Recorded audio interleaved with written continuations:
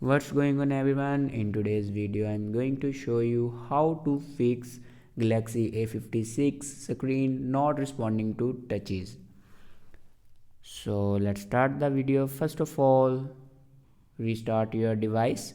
For restart your device, press and hold power button and then click on restart.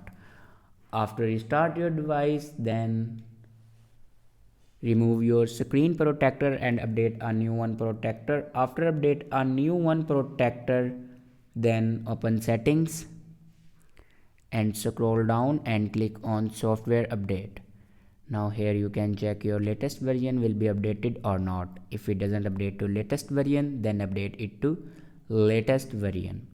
After updating a latest version, your problem will be fixed. I hope this video is helpful for you. Thanks for watching.